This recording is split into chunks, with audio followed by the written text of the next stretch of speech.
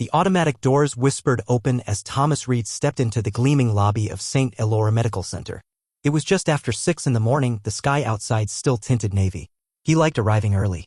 Before the noise. Before the stairs. He wore navy blue coveralls, pressed, clean, but unmistakably utilitarian. A silver pen clipped to the chest pocket. Comfortable walking shoes. No stethoscope. No name badge. Not yet. His ID had been waiting at security since Friday. He hadn't picked it up.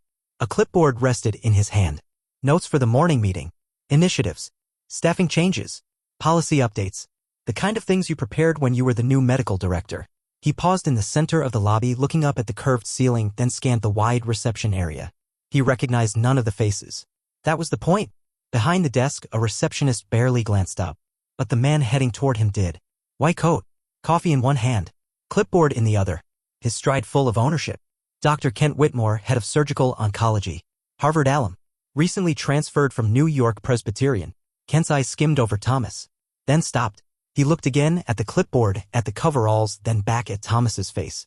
Excuse me, Kent said, gesturing toward a scuff mark on the marble floor just behind Thomas. Would you mind grabbing someone to clean that up before the meeting starts? Thomas blinked once. Didn't answer. Kent didn't wait. Or just take care of it yourself if that's easier. He flashed a tight, polite smile, the kind that assumed agreement. Then walked off. Thomas didn't move. Not to scrub the floor. Not to call someone. He just stood there, watching Kent disappear into the west corridor where the elevators were. A few nurses passed by. One offered a faint smile. Another adjusted her mask and kept walking. At the reception desk, a young woman finally looked up. Can I help you, sir? Thomas nodded slightly. Just heading to conference room 4. She paused. Her brows drew together. That's reserved for department leadership this morning. You might want to check with facilities. He didn't respond. Just nodded again and walked past her. Conference room 4 was down the main hall, glass-walled, already half full. People in suits. Scrubs. Laptops open. Coffee cups steaming. Quiet conversation buzzed. Thomas entered without knocking. One head turned. Then 2. Then all of them. Dr. Whitmore was already seated, mid-sentence, gesturing toward a projection screen. He stopped. The pause was brief, but thick. This room's in use, Kent said, tone professional but clipped. Facilities should be on the lower level. Thomas didn't answer. He walked slowly to the head of the table, placed his clipboard down, and pulled out a chair. No one spoke. No one moved. Then Thomas looked up, calm and direct. His voice even, quiet, but clear. I'll just take a moment before we begin. I'd like to introduce myself. He scanned the room. One long, deliberate breath. My name is Dr. Thomas Reed. As of this week, I'll be serving as medical director here at St. Elora. He watched the shift. The eyes that narrowed. The mouths that pressed shut. The sharp, unmistakable stillness of assumption unraveling. No one spoke. Not yet. The room stayed quiet. Not out of respect. Out of confusion. Dr. Melanie Cho, chief of pediatrics, glanced at her notes, then at Thomas like she'd missed an email. She hadn't. A man in a dark blazer coughed lightly, eyes flicking toward Kent. Kent didn't move. His face was unreadable, but his jaw had tightened. Thomas sat down slowly. He didn't raise his voice. He didn't smile. I arrived early today, he said, resting his hands lightly on the table. Wanted to see the hospital before the day started. How it feels when no one's watching. He didn't look at anyone in particular, but the message wasn't vague. Somebody shifted in their seat. A paper rustled. Kent leaned back, arms crossed. Apologies, Dr. Reed, he said, tone forced flat. We weren't expecting you in that attire. Thomas nodded once. I imagine not. No apology in his voice. No smile. He picked up the clipboard. I'd like to begin with staffing transitions. Several interim department heads will be confirmed today, and we'll be outlining new procedures for patient complaint response. Still no one moved. Some scribbled. Others watched. Kent cleared his throat. If I may, he said, hands now folded neatly. There's just a bit of surprise. We weren't aware you'd arrived early. There's usually a formal introduction. Thomas looked up, directly at him. I'm not here for ceremony, Dr. Whitmore. I'm here for accountability.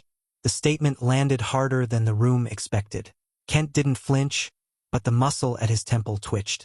He gave a tight nod, the kind people give when they're deciding whether to push back or stay quiet. Across the table, a younger administrator scribbled something in her notebook, eyes down. 2 chairs over, an older man, cardiology if Thomas remembered correctly, adjusted his glasses and cleared his throat like he was trying to clear the air. Thomas didn't let the moment drag. He opened his folder. I reviewed complaint records over the weekend, he said, voice steady.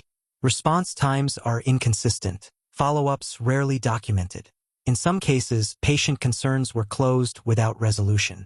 Someone shifted uncomfortably. Thomas looked up again. We're a hospital. People walk in here vulnerable. Some of them scared.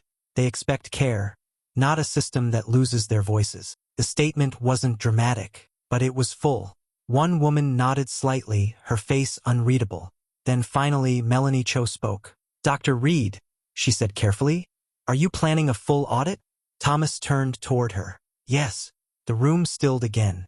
I'll be observing patient flow, staff interaction, complaint handling, and the equity of our services. Starting today. A man at the far end of the table exhaled through his nose, like he hadn't meant to. Thomas caught it. I won't be watching from a distance, he added. Some days I'll walk the floors. Other days I'll be in plain clothes. He let that sit. Then he looked at Ken again, just briefly.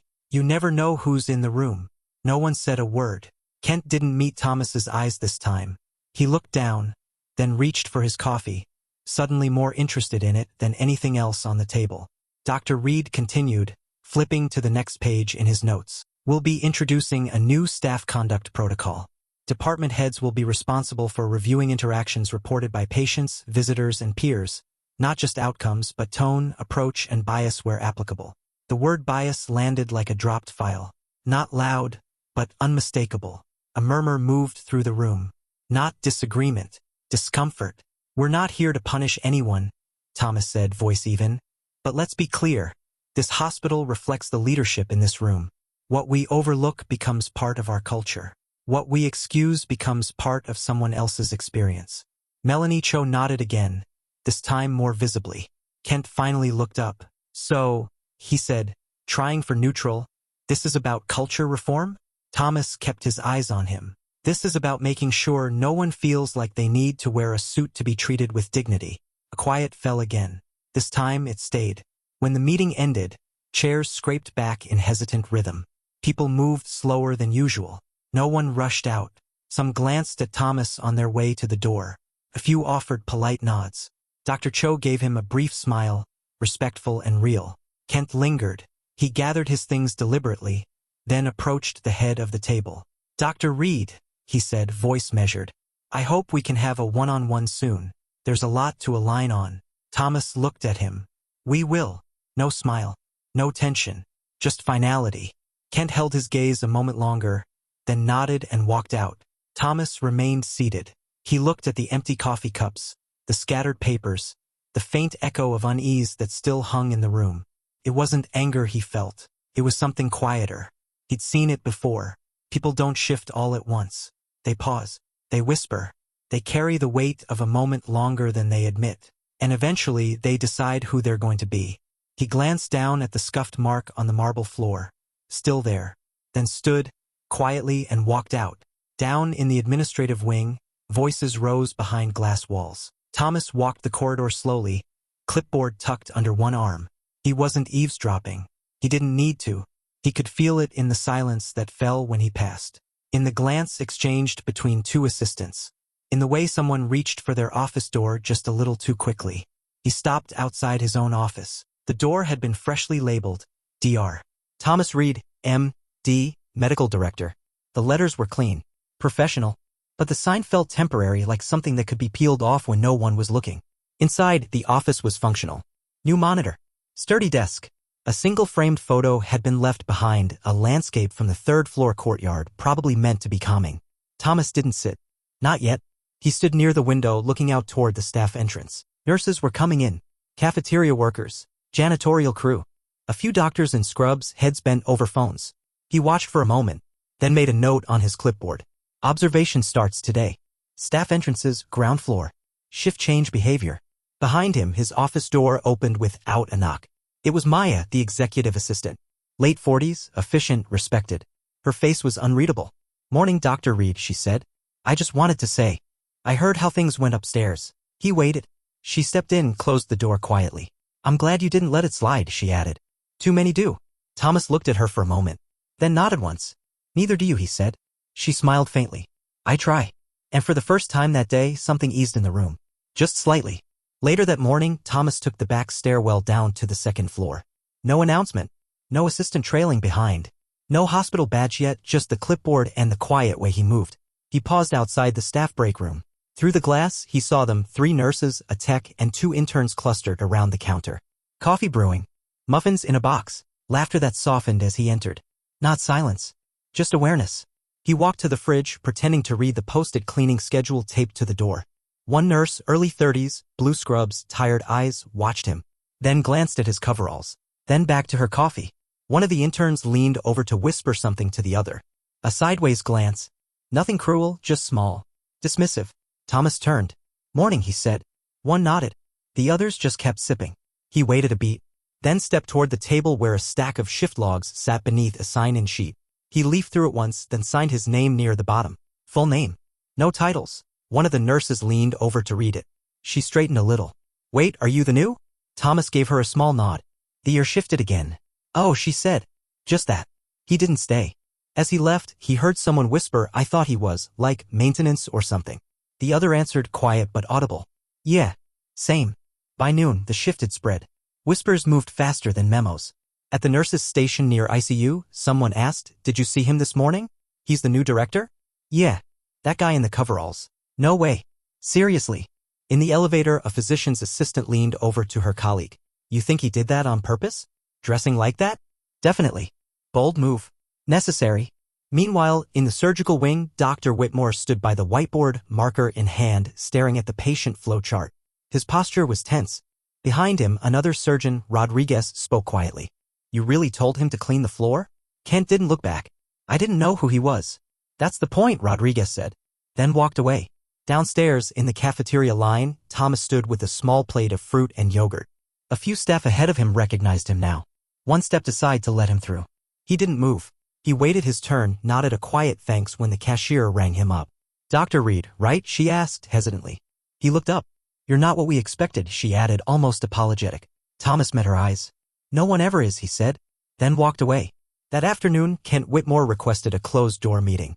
It was framed as professional, just a chance to align, but Maya raised an eyebrow when she added it to the calendar. She didn't say anything. Just handed Thomas the schedule. At 2 p.m., Kent stepped into Thomas's office. Tie perfect. Confidence reassembled. But the way he stood, just inside the door, said more than he intended.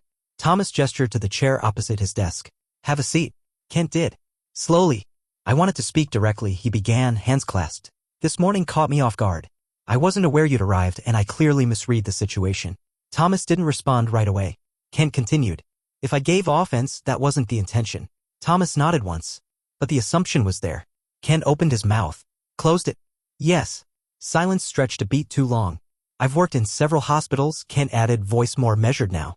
I've seen leadership introduced with a lot more ceremony. Press releases. Orientation breakfasts. You came in different. That was the point, Thomas said quietly. Kent shifted in his seat. You caught everyone off balance. I didn't come here to be predictable. I came to see clearly. Kent leaned forward slightly. So what now? Thomas met his eyes. Now we lead? Honestly. You and I both. Kent hesitated. Then nodded. Not because he was ready, but because he understood he no longer had a choice. By the end of the day, the hospital had settled into its usual rhythm, buzzers, pages, quiet urgency. But the people moved differently. In the East Wing, a pediatric nurse stopped mid-shift to pick up a paper someone had dropped. She didn't normally notice those things. Today she did.